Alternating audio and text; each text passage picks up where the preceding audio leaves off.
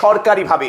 আমেরিকার ইতিহাসে এই প্রথম সরকারিভাবে কোনো মেয়র মুসলিম নারীদের গর্বের পোশাক হিজাব, আন্তর্জাতিক হিজাব দিবস উদযাপিত হলো আমেরিকার নিউ ইয়র্ক শহরে।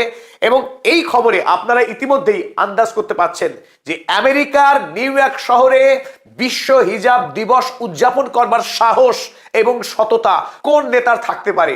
সেই নেতা আর কেউ নন, তিনি আপনার আমার সকলের প্রিয় নেতা জোহরান মামদানি।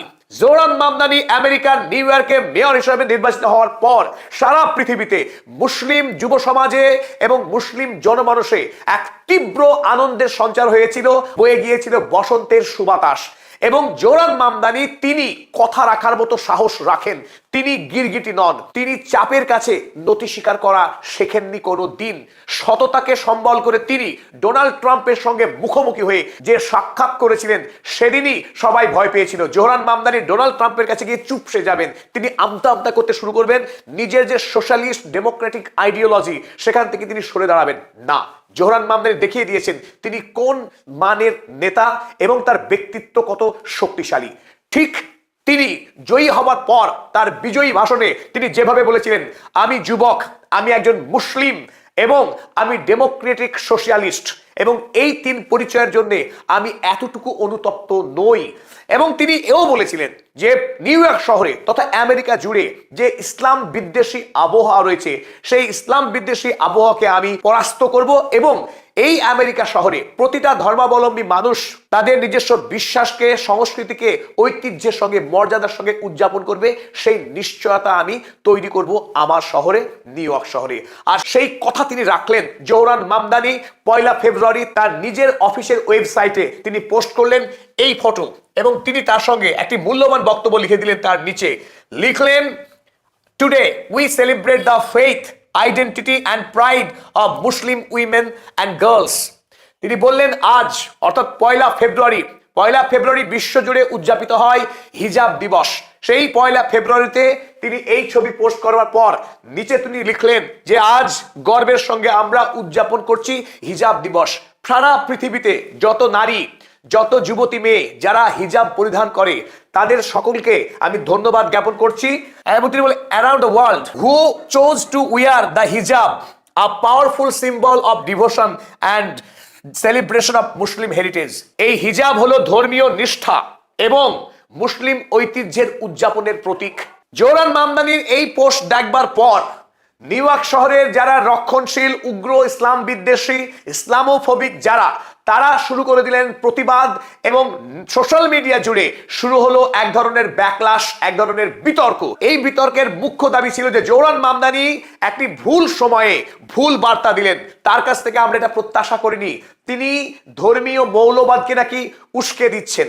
যখন ইরানে মুসলিম মেয়েদের উপরে অত্যাচার করা হচ্ছে হিজাব না পরবার জন্য, তখন হিজাবকে তিনি এইভাবে প্রচার করবেন? এ কেমন কথা জোহরান মামদানি?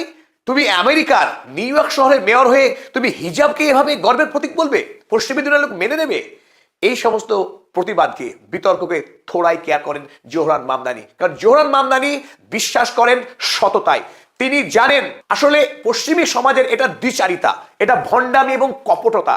কারণ হিজাব কখনো কোনো নারীর জন্য অত্যাচার বা দমন নিপীড়নের প্রতীক হতে পারে না।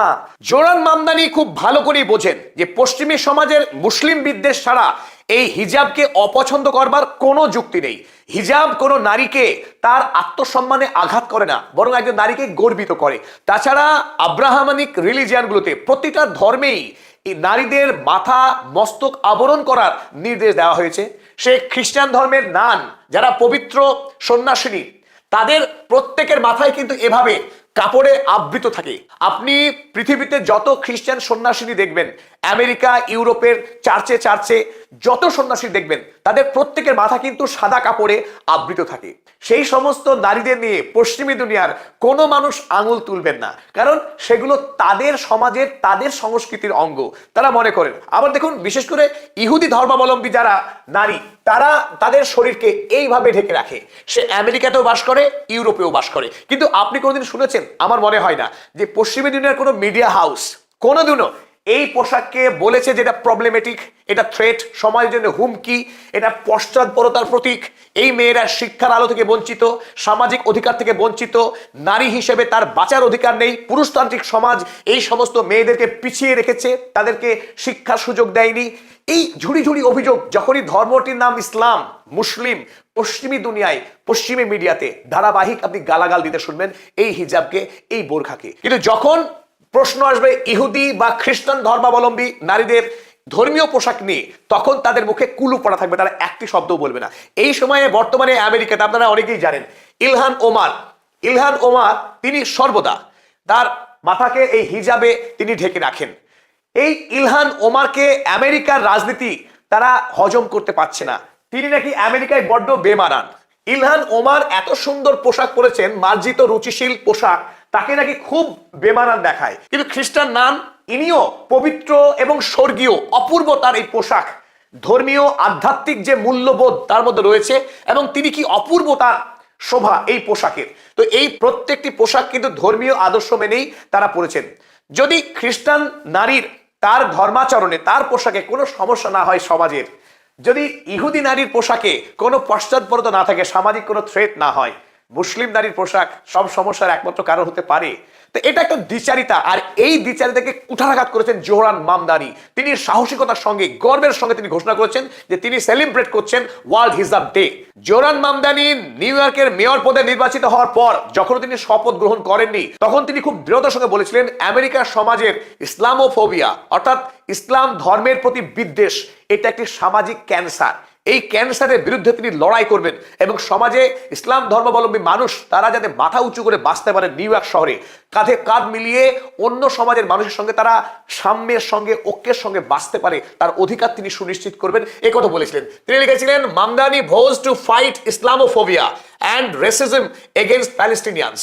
দুটি আদর্শের জন্য তিনি লড়াই করছেন এই মুহূর্তে জোহরান মামদানি। ফিলিস্তিনি নাগরিকদের অধিকার, তাদের বিরুদ্ধে ইসরায়েলিরা যেভাবে বর্ণবিদ্বেষের অত্যাচার চালায়, তাদেরকে খুন করে, বাছাই করে ফিলিস্তিনিদের সঙ্গে বর্বর আচরণ করে, সেই সমস্ত অন্যায়ের বিরুদ্ধে তিনি প্রতিবাদ চালাচ্ছেন। তিনি নিউ ইয়র্ক শহরের মেয়র হিসেবে শপথ গ্রহণ করবার পর থেকেই জায়নবাদের বিরুদ্ধে তিনি আপোষহীন সংগ্রাম চালিয়ে যাচ্ছেন, লড়াই চালিয়ে যাচ্ছেন। একটার পর একটা তিনি সিদ্ধান্ত গ্রহণ করেছেন, এমন যে সিদ্ধান্তগুলি আগামী দিনে জায়নবাদীদের জন্য সর্বনাশের কারণ হবে।